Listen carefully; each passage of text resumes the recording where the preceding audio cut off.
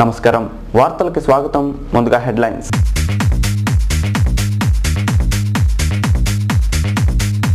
దొరకని సైకో సాంబా ఆచూకీ కూంబింగ్ నిలిపివేత ఖమ్మం జిల్లాకి పారిపై ఉంటాడని పోలీసుల నిర్ధారణ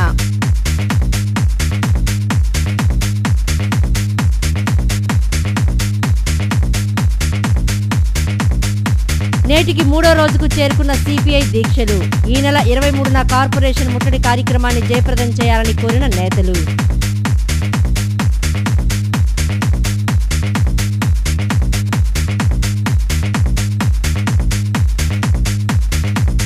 నాగార్జున సాగర్ నుండి నీటి విడుదల నిలిపివేసిన అధికారులు మరో 2 రోజుల పాటు కాలువలకు నీరు విడుదల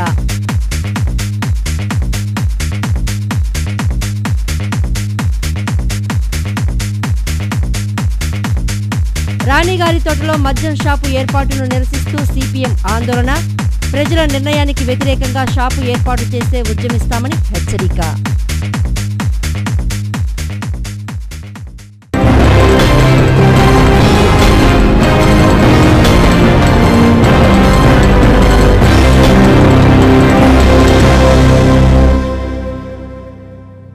ఇక వివరాల్లోకి వెళితే ఇబ్రహీంపట్నం మండలం కొండపల్లి అడవిలో తప్పించుకున్న ఉన్మాది రాచమళ్ల సాంబశివరావు అలియా సైకో సాంబా కోసం 6 రోజులుగా పోలీసులు నిర్వహిస్తున్న కూంబింగ్ నిన్నటితో నిలిపివేశారు.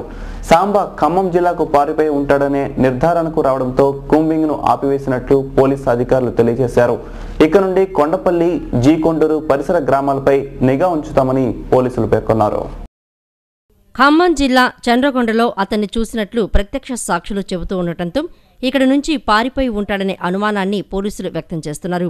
పోలీసు బలగాలన్నింటినీ వెనక్కి పంపించామని గుంటూరు అర్బన్ డీఎస్పీ రవీంద్రబాబు తెలిపారు.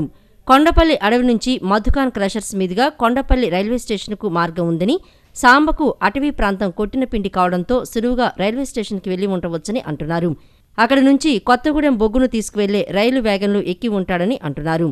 చంద్రగొండకు సుమారు 15 కిలోమీటర్ల దూరంలో భద్రాచలం జాతీయ రహదారి పక్కనే రామాపురం సమీపంలో గౌతమి ఖని ఉంది.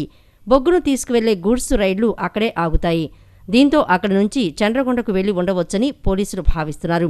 ఖమ్మం జిల్లాకు పోలీసు బృందాన్ని పంపినట్లు ఎస్పీ తెలిపారు.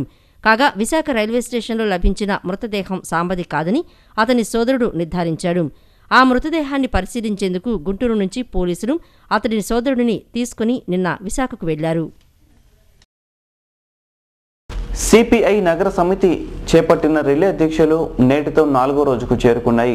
ఇందులో భాగంగా నిన్న బుడమేర సెంటర్లో దీక్ష చేపట్టారు. పాలకుల అసమర్థత కారణంగానే నగరాభివృద్ధి కుంటుపడిందని ఈ సందర్భంగా సిపిఐ నాయకులు విమర్శించారు.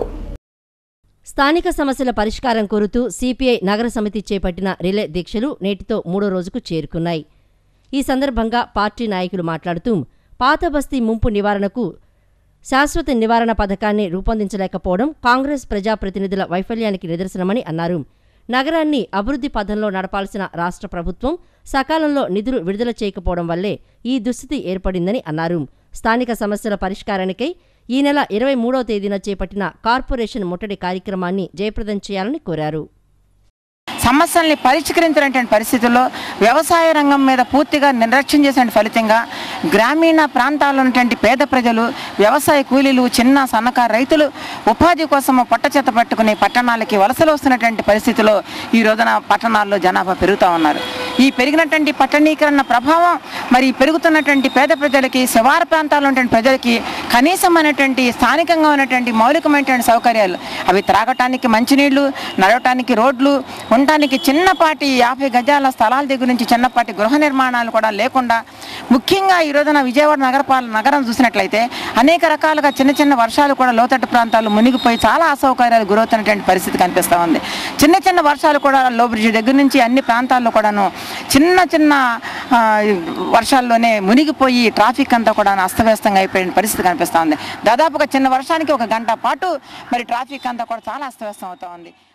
రాణిగారి తోటలో మద్యం షాపును వ్యతిరేకిస్తూ సిపిఎం పార్టీ ఎక్సైజ్ కార్యాలయం ఎదుట ఆందోళనకు దిగింది. జన నివాసాల మధ్య మద్యం షాపును ఎలా అనుమతిస్తారని సిపిఎం నాయకులు దోనిపూడి కాశీనాథ్ అధికారులను ప్రశ్నించారు. ప్రజల నిర్ణయానికి వ్యతిరేకంగా నిర్ణయం తీసుకుంటే ఉద్యమిస్తామని కాశీనాథ్ హెచ్చరించారు. ప్రజాశక్తి నగర్లోని ఎక్సైజ్ స్టేషన్ ఎదుట సిపిఎం పార్టీ ఆధ్వర్యంలో ధర్నా జరిగింది. రాణిగారి తోటలో మద్యం షాపు వద్దంటూ స్థానికులు పెద్ద ఎత్తున నినదించారు. ఈ సందర్భంగా స్థానికురాలు మాట్లాడుతూ జన నివాసాల మధ్య మద్యం షాపు ఏర్పాటు చేయటాన్ని వ్యతిరేకిస్తున్నట్లు తెలిపారు. మందుబాబుల ఆగడాలు పెచ్చిమీరే అవకాశం ఉందని ఆందోళన వ్యక్తం చేశారు. మద్యం షాపు ఏర్పాటు చేస్తే ప్రతిఘటిస్తామని హెచ్చరించారు. రెక్కాడిదే కానీ డొక్కాడని బ్రతుకులు మావి. మగవాళ్ళందరూ ఇళ్లల్లో ఉండరు, ఆడవాళ్ళమే ఉంటాం ఎక్కువగా. అక్కడ బ్రాందీ షాప్ పెడితే ఎలా కుదురుతుంది? మేము రోడ్డు మీదకి వెళ్ళాలంటే ఆ షాప్ మీద నుంచే వెళ్ళాలి. మా పిల్లలు స్కూల్కి వెళ్ళాలన్నా అక్కడి నుండే వెళ్ళాలి. ఏదైనా ఆ రోడ్లో నుంచే మేము వెళ్ళాలి. ఎట్లా కుదురుతుంది? మగవాళ్ళు తాగిన వాళ్ళ మధ్యలో నుంచి మమ్మల్ని ఆడాళ్ళని వెళ్ళమంటారా? వాళ్ళ పరిస్థితి ఎట్లా ఉంటుందో మాకు తెలియదు. ఎట్లా వెళ్తాం మేము? కనుక మేము ఒప్పుకోమండి. ఆ బ్రాందీ షాప్ అక్కడ అనుమతి తీసే వరకు కూడా మేము ఇలానే పోరాడతాం.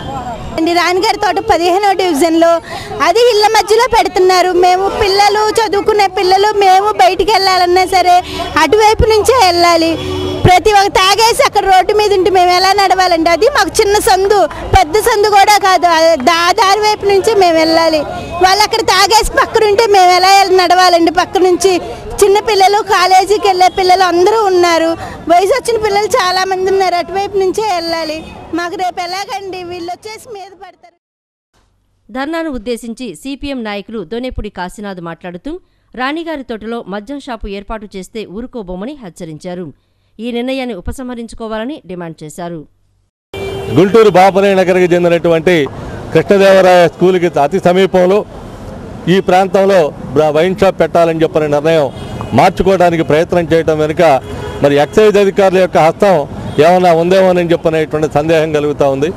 మీకు లైసెన్స్ ఇచ్చేసి స్థానికుల యొక్క అభిప్రాయాల్ని, మనోభావాల్ని గౌరవించకుండా మీ ఇష్టం వచ్చినటువంటి పద్ధతుల్లో ఎక్కడ పడితే అక్కడ పెట్టేసుకోవచ్చు అని చెప్పనని మీరు ఇచ్చేటువంటి దానికి కనీసమైనటువంటి ప్రమాణాలు ఉన్నాయా అని చెప్పనేటువంటిది మేము ప్రశ్నిస్తూ ఉన్నాం.